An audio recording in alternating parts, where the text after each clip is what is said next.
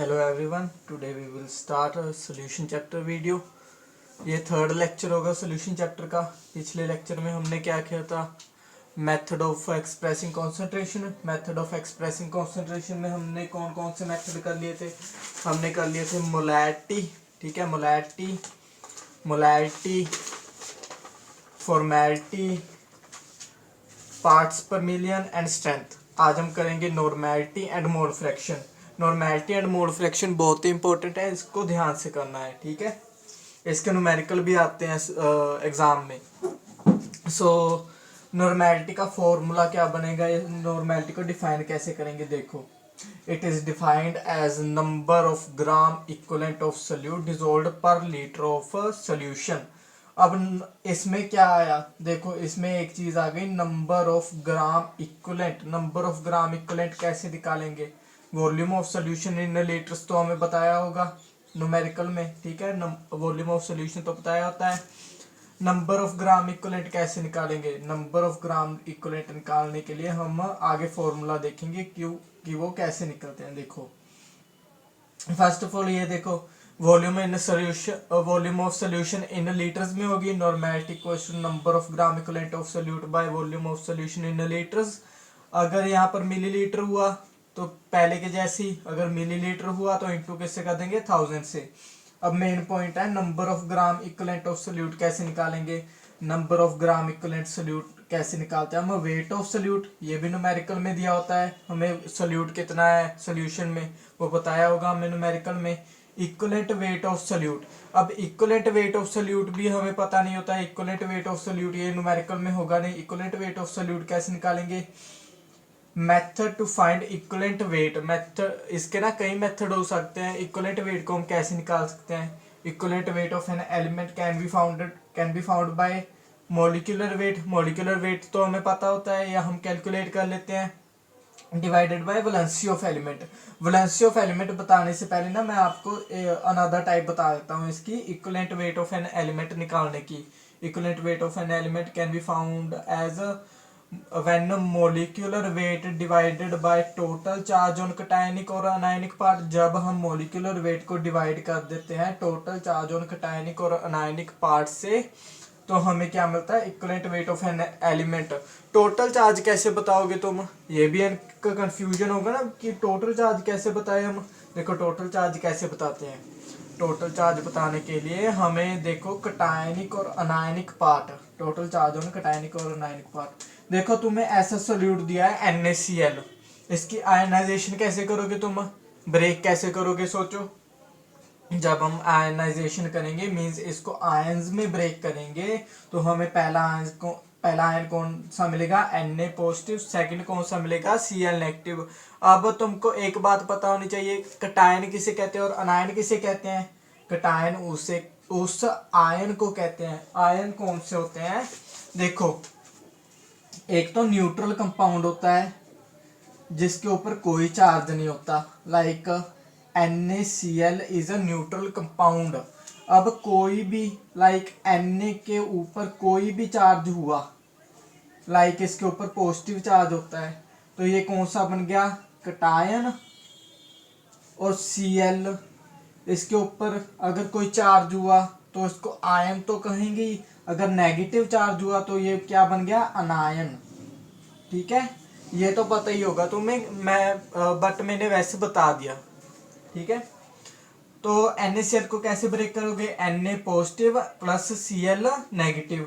अब किसी एक के ऊपर चार्ज देख लो, इसके ऊपर चार्ज सिंगल पॉजिटिव चार्ज है ना, या इसके ऊपर देख लो सिंगल नेगेटिव चार्ज है ना, तो तुम क्या करोगे, मोलिकुलर वेट को डिवाइड किससे कर दोगे, total charge on cationic part. Cationic part को ले लेते हैं हम, कटायन के ऊपर चार्ज कितना है, पॉजिटिव, तो मोलिकुलर वेट को किससे डिवाइड कर दोगे, 1 से, NaCl के केस में। BaCl2 के केस में क्या करोगे, अब ना जो जो सोल्यूट मिलते जाएंगे हम उनको ब्रेक करके देख लेंगे हमने कौन सा लेना है, ठीक है। भी हमें चार्ज कितना मिलना है, तो BaCl2 को कैसे ब्रेक करोगे, Ba positive and 2Cl negative. देखो इसके ऊपर सिंगल नेगेटिव चार्ज है, तुम यहाँ कंफ्यूज मत होना क्योंकि 2 से इंटू हो गए ना ये 2 नेगेटिव बन जाएगा, यहाँ 2 पॉजिटिव यहाँ 2 नेगेटिव, मीन्स कंपाउंड क्या बनेगा, न्यूट्रल, ठीक है। ऐसे होता है। तो तुम्हें टोटल चार्ज मिल गया कटायनिक पार्ट पे, मोलिकुलर वेट तुम निकाल लोगे, तुम्हें क्या मिल गया, equivalent weight of an element, ठीक है, equivalent weight of an element मिल गया तुम्हें। तुम नंबर ऑफ ग्राम इक्विवेलेंट के फॉर्मूले में जाओगे, वेट ऑफ सोल्यूट तुम्हें पता होगा, इक्विवेलेंट वेट ऑफ सोल्यूट तुमने यहाँ से निकाला उसे फिल कर दोगे, ठीक है, इक्विवेलेंट वेट ऑफ सोल्यूट निकाल, इसको डिवाइड करके तुम्हें क्या मिल जाएगा, number of gram equivalent, number of gram equivalent मिल गया ना।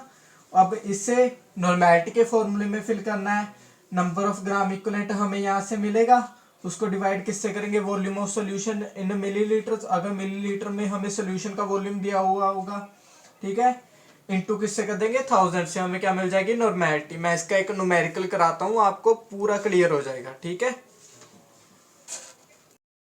अब देखो नॉर्मेलिटी का न्यूमेरिकल कैसे करेंगे, हमें न्यूमेरिकल में क्या दिया है, calculate the normality of a solution containing 0.5 gram of NaOH dissolved in 500 centimetre cube, centimetre cube और मिलीलीटर दिया होगा, एक ही बात है ना, इन 500 centimetre cube, molecular mass of NaOH is 40, molecular mass इसने बताया हमें, मोलिकुलर वेट कितना है 40, ठीक है। तो सबसे पहले हमें दिया क्या हुआ है उसे लिखेंगे, अमाउंट ऑफ NaOH, हमें सोल्यूट की अमाउंट कितनी दी है 0.5 ग्राम्स, वॉल्यूम ऑफ सोल्यूशन कितना दिया है 500 सेंटीमीटर क्यूब बाय मिलीलीटर, ठीक है, मोलिकुलर मास ऑफ NaOH कितना दिया है हमें 40। अब नॉर्मेलिटी का फॉर्मूला लिखोगे तुम, ठीक है, सेकंड स्टेप में क्या करना है, फॉर्मूले लिखने हैं हमने, normality equals to number of gram equivalent of solute divided by volume of solution in millilitres, millilitres में लिया है क्योंकि यहाँ पे मिलीलीटर्स में दिया है ना, इनटू किससे कर देंगे 1000 से, ठीक है। Number of gram equivalent of solute कैसे निकालते हैं, wait of solute divided by equivalent weight of solute, wait of solute divided by equivalent weight of solute. अब इक्विवेलेंट वेट ऑफ सोल्यूट पहले निकालना होगा, इक्विवेलेंट वेट ऑफ सोल्यूट कैसे निकालोगे तुम, मोलिकुलर वेट, यहाँ पर मोलिकुलर वेट है ना, molecular weight divided by total charge on cationic और अनायनिक पार्ट, कटायन के ऊपर कितना चार्ज है और अनायन के ऊपर कितना चार्ज है, कोई एक ले लो, उसके ऊपर कितना चार्ज, कोई भी चार्ज होगा उससे डिवाइड कर दो, लाइक मेरे पास सोल्यूट कौन है NaOH, मैं इसके आयनाइजेशन करूंगा, मुझे क्या मिला Na positive and OH negative, ठीक है।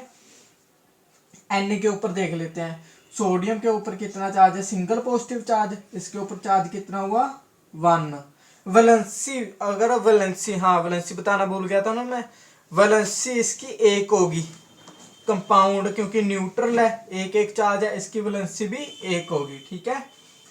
Molecular weight divided by total charge on cationic part, cation के ऊपर कितना चार्ज है उससे डिवाइड कर देंगे, 40 divided by 1, equivalent weight of solute कितना मिल गया हमें 40 मिल गया, ठीक है, इक्विवेलेंट वेट 40 मिल गया, ठीक है। अब number of gram equivalent of solute के फॉर्मूले में इक्विवेलेंट वेट को फिल कर देंगे, ठीक है, वेट ऑफ सोल्यूट बताया है हमें 0.5, वेट ऑफ सोल्यूट को डिवाइड किससे कर दिया, इक्विवेलेंट वेट से, हमें क्या मिला 0.0125, ठीक है। अब number of gram equivalent of solute मिल गया, अब नॉर्मेलिटी के फॉर्मूले में फिल कर देंगे, नॉर्मेलिटी का फॉर्मूला क्या था, number of gram equivalent of solute divided by volume of solution in millilitres, number of gram equivalent of solute यहाँ से मिले, वॉल्यूम ऑफ सोल्यूशन हमें दिया हुआ है न्यूमेरिकल में, इनटू किससे कर देंगे 1000 से, 0 से 0 कटा, ये वैल्यू डिवाइड होगी 5 से, हमें क्या मिला 0.0025, इनटू किससे कर देंगे 10 से, इनटू करके हमारे पास नॉर्मेलिटी कितनी आई 0.025 नॉर्मल, ठीक है। अब मोल फ्रैक्शन, मोल फ्रैक्शन क्या होती है देखो, so mole fraction it is the ratio of moles of one component to the total moles of all component present in a solution।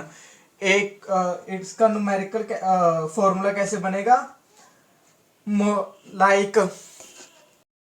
Like हमने एक सोल्यूशन बनाया, ठीक है, सोल्यूशन किससे बनता है, सोल्यूट प्लस सॉल्वेंट, एक सोल्यूट होगा एक सॉल्वेंट होगा। मैं बाइनरी सोल्यूशन की बात कर रहा हूँ, मैं टर्शियरी या क्वाटरनरी सोल्यूशन की बात नहीं कर रहा, मैं एग्जांपल के लिए बाइनरी सोल्यूशन की बात कर रहा हूँ, ठीक है।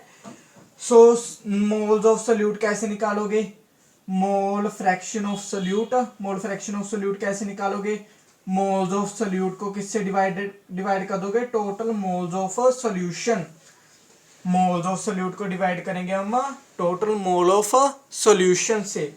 और अगर मोल फ्रैक्शन सॉल्वेंट की निकालनी हो, एक ना मोल फ्रैक्शन में ये क्या होता है कि मोल फ्रैक्शन हम सोल्यूट और सॉल्वेंट दोनों की निकाल सकते हैं। मोल फ्रैक्शन ऑफ सोल्यूट अलग आएगी, मोल फ्रैक्शन ऑफ सॉल्वेंट अलग आएगी, दोनों की अलग अलग निकालते होते हैं हम।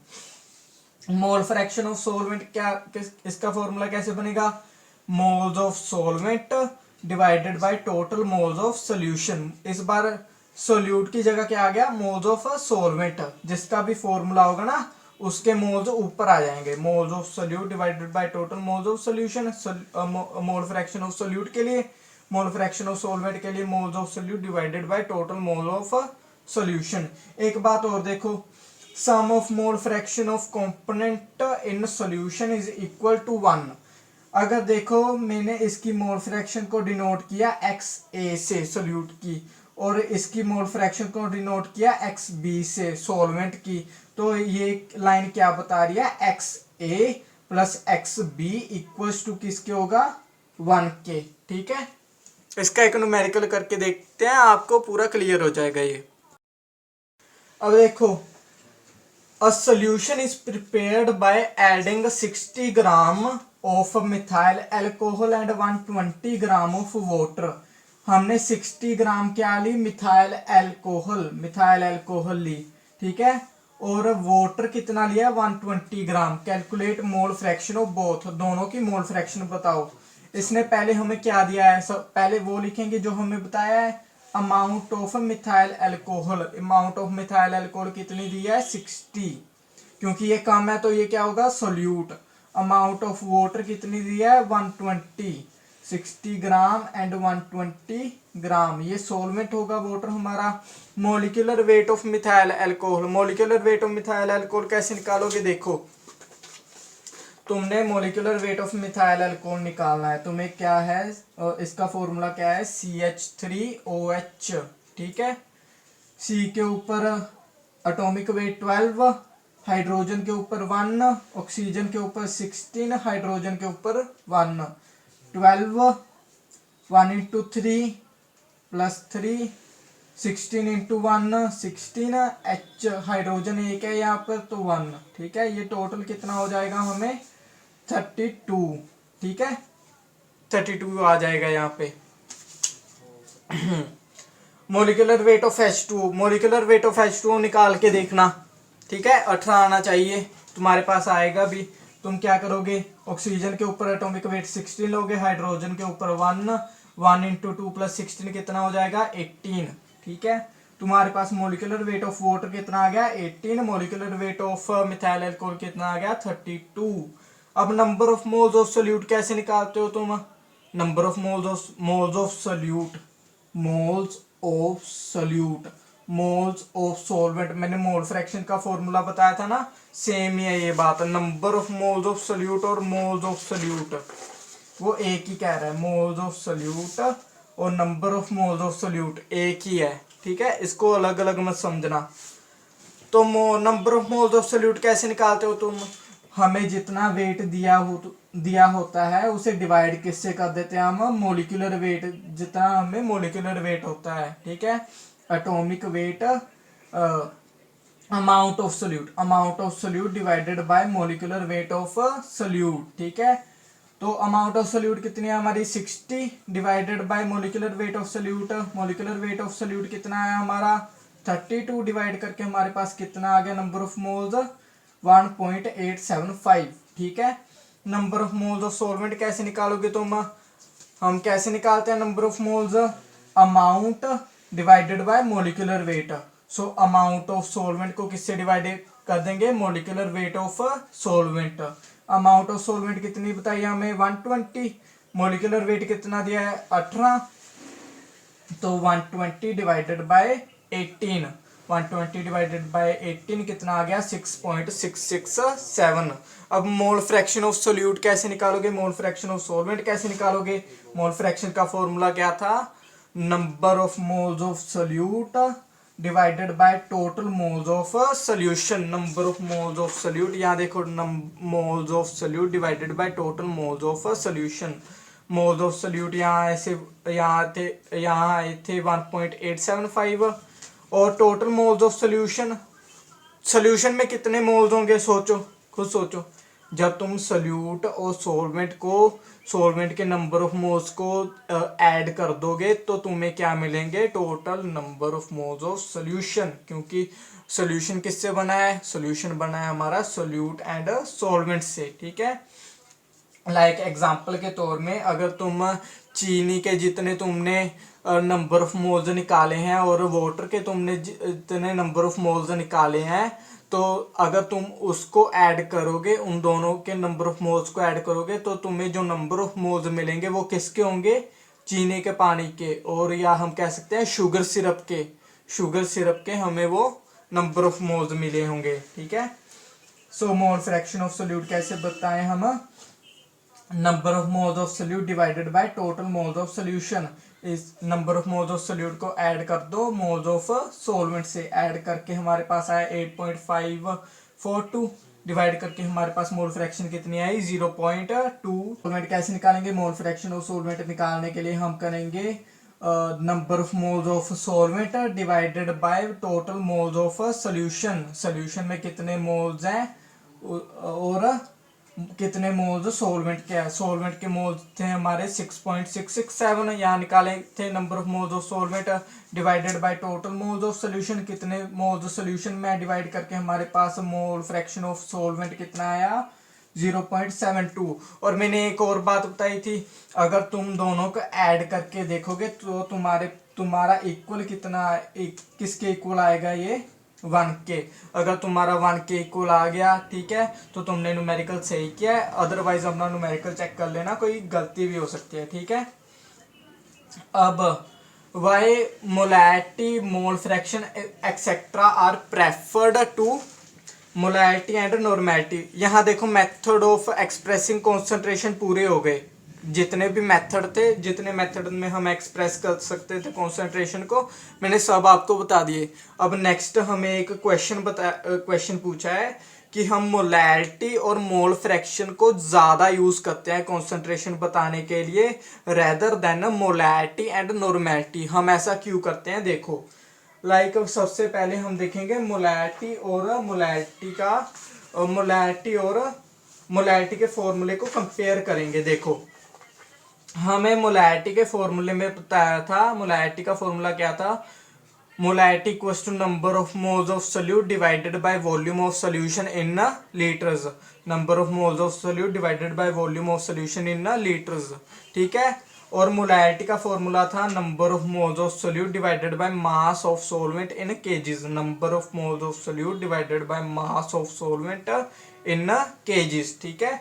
अब देखो अगर मैं हाइपोथेटिकली सोचो, मैंने कोई रॉक लिया, मैं उसको हीट करना स्टार्ट कर दूंगा, तो उसकी कॉम्पोजिशन में, उसकी स्टेट में कोई चेंज होगा नहीं ना, हम रॉक तो बस हीट हो जाएगा, गर्म हो जाएगा, बट उसकी स्टेट में तो कोई चेंज नहीं हुआ, ठीक है। अगर ऐसे ही मैंने कोई वो सॉल्यूशन को ले लिया और मैंने उसको हीट करना स्टार्ट किया, तो उसकी क्या होगी, वॉल्यूम बढ़ जाएगी, तो उसकी वॉल्यूम बढ़ जाएगी। ये हमें बताया था चार्ल्स लॉ ने क्या बताया था हमें, लाइक मेरे पास ये कोई बीकर है, मैंने इसके ऊपर क्या लगा दिया, एक पिस्टन लगा दिया, ठीक है। पिस्टन एक कांस्टेंट प्रेशर बता रहा है, प्रेशर क्या है हमारा, कांस्टेंट। पिस्टन एक कांस्टेंट प्रेशर लगा रहा है, थ्रू आउट चेंज नहीं होगा। इसमें गैस मॉलिक्यूल्स हैं हमारे, उसने कोई भी गैस ली, या वॉल्यूम सोल्यूशन के लिए भी ना, लिक्विड के लिए भी सेम ही होता है ये। उसने एक गैस ली कोई भी, तो उसने उसको हीट करना स्टार्ट किया, स्टार्टेड हीटिंग, तो उसने क्या ऑब्जर्व किया, गैस मॉलिक्यूल क्योंकि एनर्जी लेंगे हीट से, अगर एनर्जी वो लेंगे तो वो अनस्टेबल होंगे, अनस्टेबल होने के कारण उनकी मूवमेंट बढ़ जाएगी ना, हमने 11th में पढ़ा था ये, मूवमेंट बढ़ने के कारण ये पिस्टन को ऊपर की तरफ पुश करेंगे। अब देखो पहले तो वॉल्यूम इतनी थी, ठीक है, अगर पिस्टन को पुश करेंगे तो वॉल्यूम बढ़ जाएगी ना। तो इससे हमें क्या पता लगा, at constant pressure when we start heating a gas it start expanding and its volume get increased. उसकी वॉल्यूम क्या हो जाती है, इंक्रीज हो जाती है। ऐसे ही हम देखेंगे यहाँ पे, देखो in case of molarity, molarity के केस में वॉल्यूम ऑफ सोल्यूशन ले रहे हैं ना हम, और मोलैरिटी के केस में हम क्या ले रहे हैं, मास ऑफ सॉल्वेंट। अब देखो मास तो एक तरह से वेट है, वेट ऑफ सॉल्वेंट कह लो यहाँ पे, और वेट रोक, रोक क्या हो गया, रोक को हम वेट में ही देखेंगे ना, मेजर करेंगे उसको, हम ऐसे ही बताएंगे कि वो ग्राम्स में है, किलो में है। और यहाँ अगर कोई लिक्विड हुआ तो उसे मिलीलीटर वगैरह में बताएंगे, वॉल्यूम में बताएंगे। अब देखो लिक्विड को तो हम वॉल्यूम में बता रहे हैं, और ये टेम्परेचर बढ़ाने से ये चेंज हो जाएगा, टेम्परेचर बढ़ाने से वॉल्यूम बढ़ जाएगी, बट मास चेंज नहीं होगा, क्योंकि टेम्परेचर बढ़ाने से मास चेंज नहीं होता। तो हम क्या कहेंगे, हम मोलैरिटी और मोल फ्रैक्शन, मोल फ्रैक्शन में भी वेट वाला ही कॉन्सेप्ट है, मोल फ्रैक्शन को इसलिए चूज करते हैं कॉन्सेंट्रेशन बताने के लिए, क्योंकि टेम्परेचर बढ़ाने से उनकी वैल्यू चेंज नहीं होती, बल्कि अगर हम मोलैरिटी और नॉर्मैलिटी की बात करें तो उनकी वैल्यू चेंज हो जाती है, क्योंकि उनमें वॉल्यूम ऑफ सोल्यूशन की बात करते हैं हम। लाइक अब इसको ना रीड करके देखते हैं, आपने लिखना कैसे है ये। तो इसमें बताया क्या है, molarity, mole fraction etcetera are preferred to molarity and normality etcetera because molarity mole fraction involves the weight of solute, it involves the weight of solute and solvent, but molarity and normality involves the volume of solution। Molarity और mole fraction weight of solute को involve करते हैं, बल्कि molarity और normality volume of solution से बने होते हैं, वो वॉल्यूम ऑफ सोल्यूशन पे डिपेंड कर। And we know that temperature has no effect on weights, but volume increase with the increase in temperature according to Charles law, ठीक है। So molarity decrease with the increase in temperature, so molarity mole fraction doesn't change with the temperature। Molarity जो है हमारी वो temperature के साथ decrease होगी। तो टेम्परेचर के साथ डिक्रीज क्यों होगी, ये बात को समझो। वॉल्यूम इंक्रीज हुई, मोलैरिटी इनवर्स में है ना रिलेशन, तो मोलैरिटी क्या होगी, डिक्रीज होगी, क्योंकि वॉल्यूम इंक्रीज हो रही है टेम्परेचर के साथ, ठीक है। इस लाइन का ये मतलब था, ठीक है। अगर आपको ये क्वेश्चन एग्जाम में आया तो आप ऐसे लिखोगे। आज के लिए इतना ही, कल हम करेंगे conceptual questions, method of expressing concentration के। उसके बाद मैं आपको न्यूमेरिकल कुछ न्यूमेरिकल कराऊंगा, और कुछ न्यूमेरिकल आपको करने के लिए भी दूंगा असाइनमेंट के रूप में, आप उनको कर लेना, तो आपका ये कॉन्सेप्ट पूरा क्लियर हो जाएगा, ठीक है। Thank you.